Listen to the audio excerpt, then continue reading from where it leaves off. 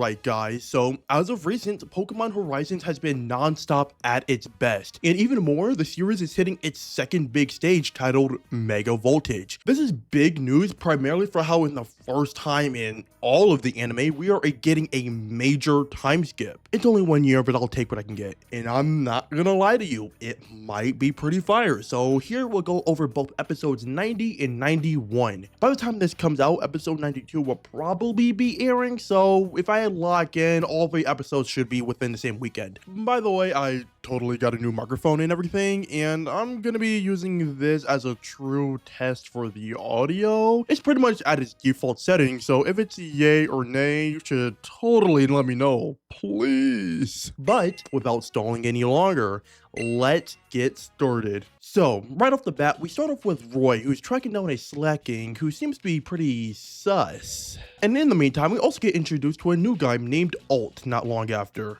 Orto seems to be the primary name most people are going by, but for now, I'll just go by Alt since I'm fairly confident that's what Orto translates into. But basically, bro is a fly in Roy's ear. Like, at first glance, it does not seem like bro wants anything to do with him. I'll get to their dynamic later, probably when finishing this episode summary, but anyways, they team up to battle this slacking, and this was absolutely one of the coldest introductory type battles. The action, cinema, the combos, cinema, the mega evolutions in its theme, cinema. It's hard to tell based on a lack of clear opponents we know of this arc, but I can tell the action's probably going to be on a whole nother level. But after they take the slacking down, it's 100% confirmed it has traces of the Requiem that was supposed to be gone after the previous arc. By the odd chance you're somebody that doesn't watch Horizons or are behind, the Requiem is an energy source the main characters have to fight the main villains over. And if my math is mathing right now, this is the first sign of the pre-time skips events coming back to the present. So the first thing Roy does is try recruiting Liko. Also, Alt gets left behind, by the way. And while Roy spent his time skip going to new places, getting new Pokemon, meeting new people, Liko spent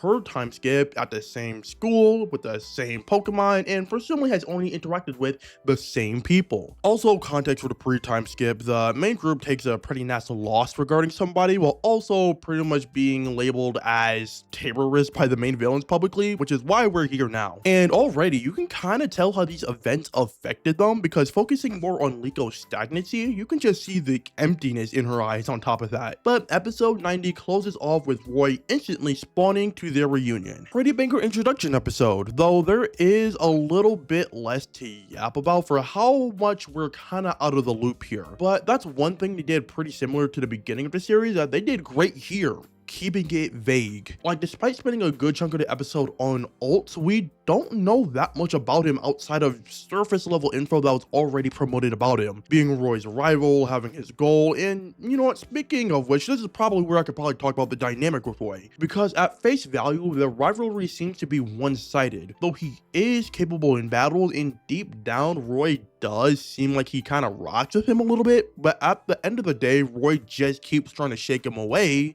and I gotta wonder why. My prediction for now is that Roy thinks this whole situation is too big for what Alt is signing up for, because dealing with Black Rayquaza means you also have to deal with both a crazy lore with Rakua, but also pretty much going against a whole main villain team. That's gonna be what my money's on with his character at this point of the story, but everything else is a bit too unknown for me to talk about, other than it probably being cool, so let's just move on to the next one. And for episode 91, we continue right off of the reunion with Liko and Roy. After a little bit of shitbirding, we transition into Liko getting caught up on what happened last episode, but the initial twist is that she isn't going to help him. The most useful thing she has been useless for the past year, and she's been sitting on her butt during that whole entire period. So yeah, she might not be built for this. By the way, something I can't ignore are these one girls at the school. The point of their characters is to show how warped society is between the rising Voltaglers and explorers, and they were there in a previous episode, you know, but they weren't anything crazy. Like,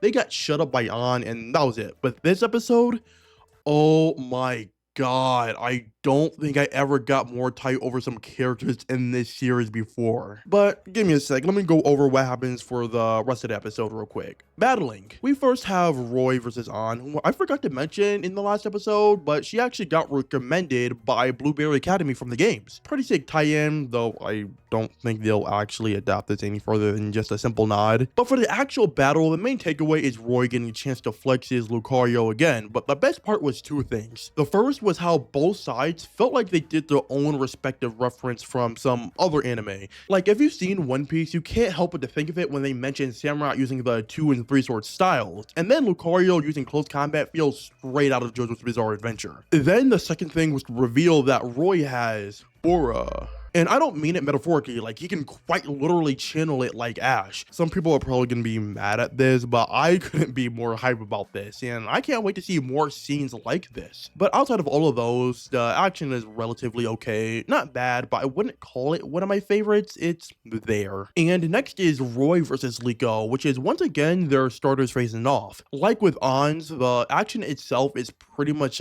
but the point is actually the narrative aspects that comes from this, because from us as an audience, some of us were probably initially thinking how Liko would actually stand her ground in battle in the future of this arc when she's pretty much been doing nothing while Roy was out there training non-stop. And even here, not just some of us, but Liko herself is also likely thinking she's gonna walk into this battle getting washed. But one good thing I'm glad they did with this battle was having Liko being capable of standing her ground, because while she's been standing in place on several aspects, it doesn't mean she hasn't improved as a trainer. It's so amazing because that fact still doesn't discredit the slump that she had in the past year. You can always get stronger, but you won't notice it when you're always empty. It's not a crazy S tier level revelation, but it's the small things you can't help but appreciate. But then the main drama here was Roy slowly getting exposed of being in the Rising Volt tacklers, and I said I was gonna get to those girls in a second, and here we are. The first sign I saw was when they interrupted the main group's convo and gave Roy the ick stare when walking away, because Roy shortly mentioned his affiliation with the Rising Volt tacklers, implying they heard it, and they prove it in their next scene by spreading it to the whole school, and it's like, bruh. And it's like, you know, they aren't really